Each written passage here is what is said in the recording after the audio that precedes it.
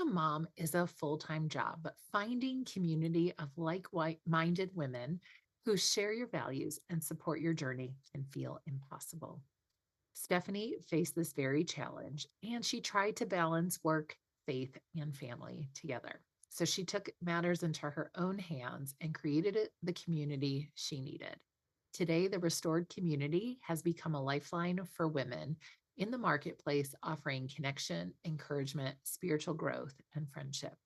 Join us as we dive into this powerful network that is helping moms thrive personally and professionally.